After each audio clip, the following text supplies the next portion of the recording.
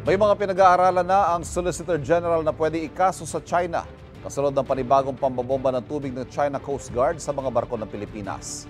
Umaalma rin ang ating gobyerno sa pangaharas ng China Navy sa mga Pinoy marine scientists sa Sandy K3.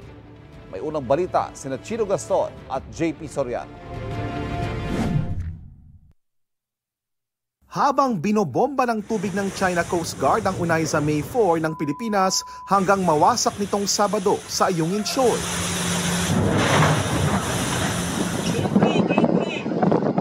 Matinding hangin naman ang inihasik ng Chinese Navy helicopter sa Sandy K3 habang nagsusuri roon ang BFAR at mga marine scientists ng University of the Philippines Diliman Institute of Biology. Sa pamamagitan yan ng delikado at sobrang babang paglipad nito sa taas mismo ng mga Pinoy sa loob ng 10 minuto na nagdulot sa kanila ng distress ayon sa BFAR. Sa isang punto, dumapa pa ang isang tauhan ng BFAR at nagtakip ng muka para sa lagi ng hangin mula sa LSC. Dahil din sa hangin kung kaya nagsitalsik ang mga durog na coral, nagtamo ng hiwa at galos ang ilan sa mga Pilipino. Hey! Hey! Hey!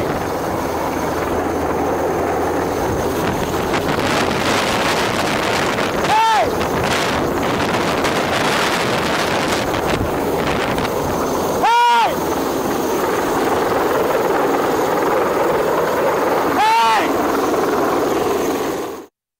Sa kabila niyan, nakompleto ng UP Marine Researchers at BFAR ang mga pagkolekta ng mga sample ng mga coral sa Sandy Cay.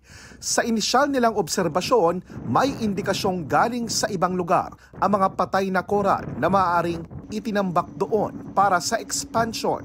Hindi na rin maganda ang lagay ng mga bahura sa area at wala nang malalaking isda na indikasyon ng sobra-sobrang pangingisda.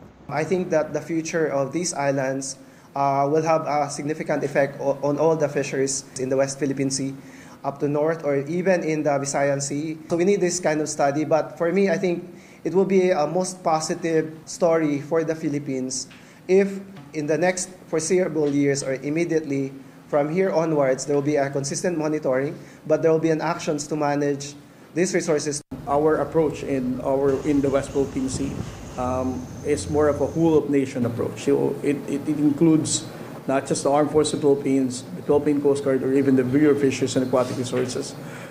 We also take recommendations from the academic, particularly those who are really authority when it comes to science. Hindi tulad sa mga misyon sa Sandy Cay, puro tauhan ng military ang kasama sa mga resupply mission sa BRP Sierra Madre, kabilang ang tinira ng water cannon nitong Sabado. Kaya kahit ikinawasak yan ng mga resupply ships ng Pilipinas at ikinasugat ng mga tauhan ng Philippine Navy, hindi ito pwedeng gamiting basihan ng isang bagong arbitration case laban sa China. Ayon yan kay dating Supreme Court Senior Associate Justice Antonio Carpio. Ang sabi ng tribunal, this is a military activity outside the jurisdiction of the tribunal.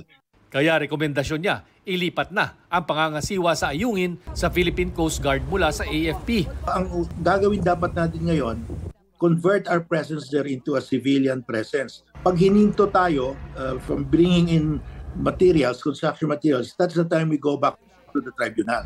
Maaari rin daw magtayo roon ng bagong pasilidad gaya ng isang lighthouse. Kapag hinarang pa rin daw ang Philippine Coast Guard ng China, pwede nang magsampa ng bagong kaso sa UNCLOS at humingi ng danyos ang Pilipinas sa China.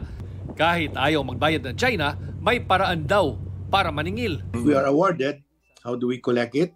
Then we just offset it against our loans to China. That is allowed, offsetting is allowed. So we can actually collect. May mga pinag-aaralan ng posibleng ikaso ang Solicitor General pero hindi pa maaring idetalye. Ang tiyak, sabi ni Foreign Affairs Secretary Enrique Manalo, magiging consistent ang Pilipinas sa pagsunod sa mga international laws. We had messages of support from over 20 countries, governments, who clearly stated the importance of adhering to international law. Ayaw rin munang magkomento ng Chinese Embassy sa posibleng paghahain ng kaso sa UNCLOS. Pero giit ng Vice Foreign Minister ng China, hinarang nila ang resupply ships ng Pilipinas dahil may dala umanong construction material para sa BRP Sierra Madre na taliwas sa pangako umano noon ng Pilipinas. Ilang beses nang itinanggi ng Pilipinas na may ganyang kasunduan. Ito ang unang balita. Chino Gaston, JP Soriano para sa GMA Integrated News.